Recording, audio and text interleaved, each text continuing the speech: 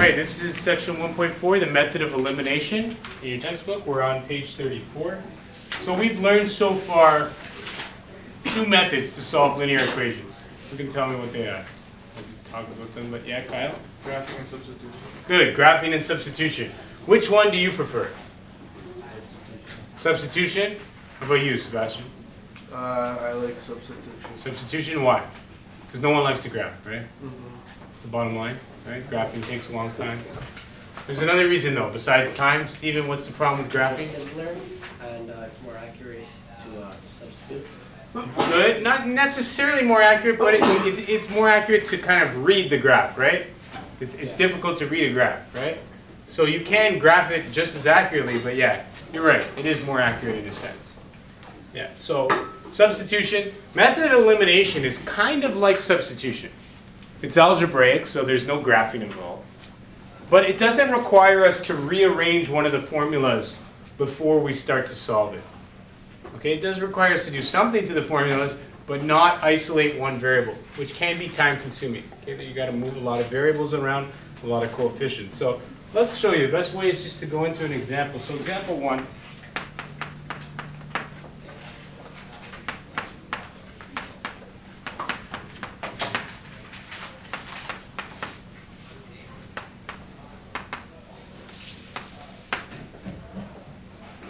Okay, so we have our two equations, and all we have is the problem: solve the system of linear equations. So we could use substitution if it didn't tell you to use elimination specifically. So if I gave you a test and I said, solve the system of linear equations, you could graph, you could use substitution, or you can use elimination. But if I tell you specifically you need to use elimination, you won't get any marks by doing substitution. Okay, so you need to pay attention to this. This is elimination. So again, we're going to label the equations. Okay?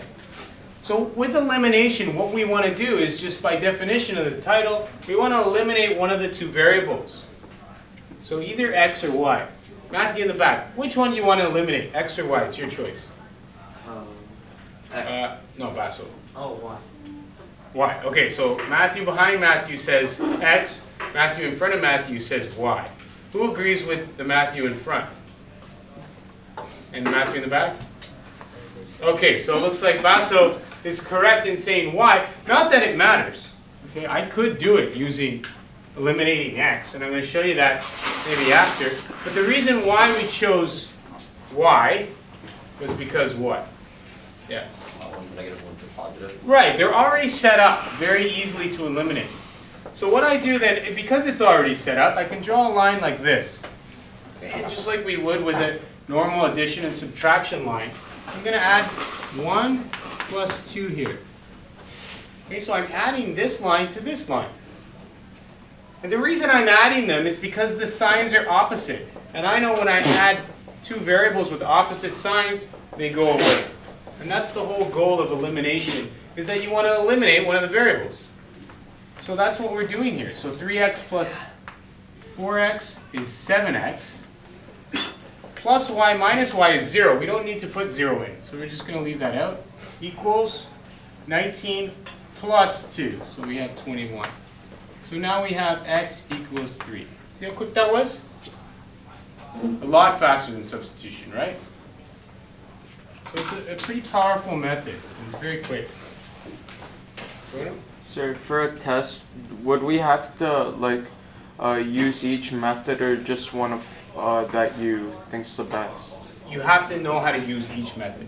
So on a test, I'll say solve this by substitution, solve this by graphing, solve this by elimination. Oh. On the exam, I might say solve this however you feel like. Okay. But I would expect 90% of you guys to use elimination, because quite frankly, it's the fastest. It might look a little complicated at first, but once you get used to it, you'll see it's quite easy. So now we have x equals 3. I can substitute that into either equation. Which one are you going to substitute it into, Kyle? 3x plus y. Which one, 1 or 2? Oh, 1. Why'd you pick 1? Because you can just bring the x wait. It really doesn't matter. The only reason why you might have chose 1 is because 3 is a lower number than 4. But in this particular case, both are easy, right? Yeah. So it really didn't matter, but yeah, so x goes into 1, so you're going to substitute that into 1. And then what we have is 3 times 3 plus y is equal to 19. So y is then equal to 10. 19 minus 9 is 10. Okay? So therefore, point is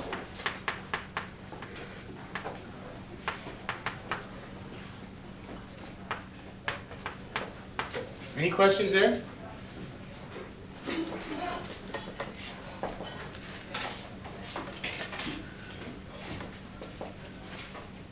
No questions?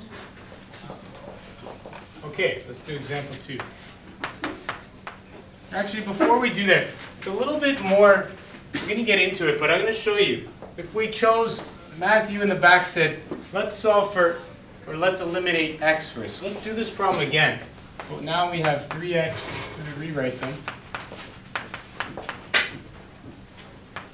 Because you're going to have scenarios where neither of the variables are nice and easy, like this. Okay, so let's say we decided to eliminate x. Okay, so 1 and 2. I'm actually not going to draw this line yet because I'm not ready to subtract because there's nothing that's the same in terms of the x variable. So in order to make them the same, I need to multiply the first equation by 4. I'm finding a common factor between the 3 and the 4. So I'm going to say 1 times 4 here. So that will give me 12x plus 4y is equal to 76. Someone with a calculator? Yes, that's right. Yeah. Okay, so that's 1 times 4. Now I want to make this value of x also 12, so I can subtract them. So I'm going to go 2 times 3. So this is equation 2 times 3. So 12x minus 3y is equal to 6.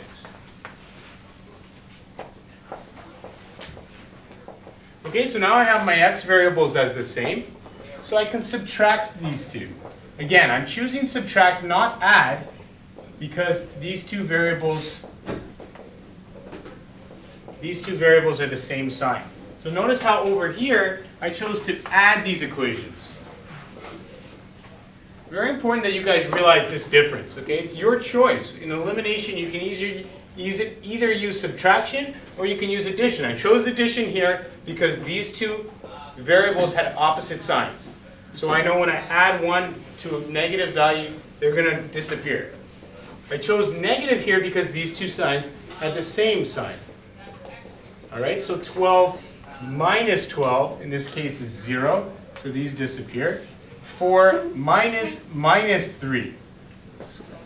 So it's 4 plus 3 is 7y is equal to 76 minus 6 is 70. So y is equal to 10. If y is equal to 10, I'm going to substitute that back into the first equation. I have 3x plus 10 is equal to 19. 3x is equal to 9. X is equal to 3.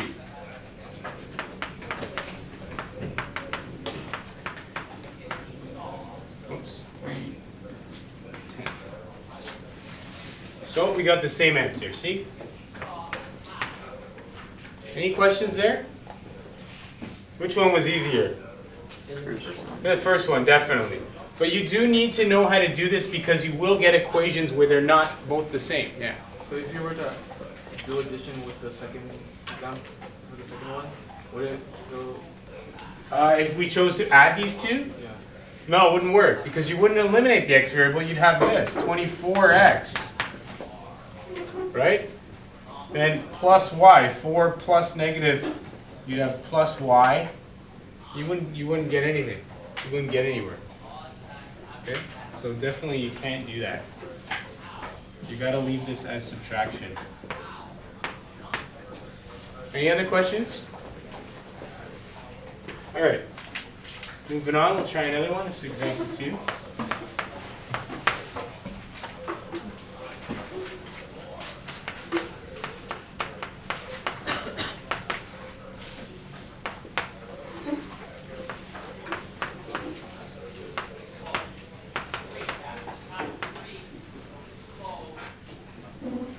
this is 1, and this is 2.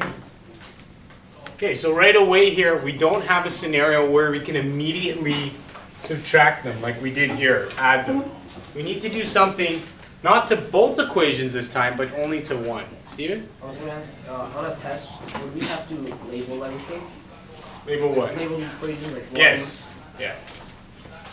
Yeah, definitely you have to get in the habit of labeling these equations because when I give you part marks, I want to know, where you went wrong, and this tells me. Okay? These steps tell me what you're doing. Okay? All right, so I'm not going to draw a line here because I'm not ready to subtract or add yet. I need to do something to one of them. Dominic? Times the second one by 2. Very good. So I'm going to do 2 times 2. Okay, and you chose that because you want to line up the y values, right? Why did Dominic choose y as opposed to x? All right? What do you think? Well, because the number is, it's easier to multiply them. Smaller. No, not really. Tiago? If you chose the x, you'd have to multiply the first equation as well. That's right. Yeah, good. If he chose x, Henrique, he would have had to multiply both of them to different numbers, right? Not that smaller numbers are easier to multiply. He just wants to multiply one equation. That's why he chose the second one. Okay, so he's multiplying the second one by 2, so everything gets multiplied by 2.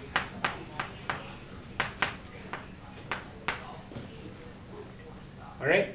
So now I have my y's as the same. So I'm just going to rewrite equation 1 below it. Okay, and this is so that we don't get confused. Now I have them set up. I'm ready to either add or subtract. Andrew, what am I going to do? Add or subtract? Add, Good. And you're going to add y. because it'll cancel out. Excellent. Good. I'm going to add these. So 26x, and that's because that has a negative sign, that has a positive sign, it becomes 0. Equals 14 plus negative 1 is 13.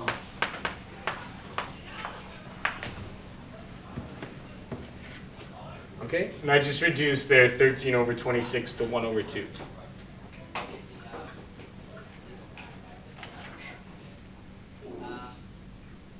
Any other questions on that one? I think I can stop there.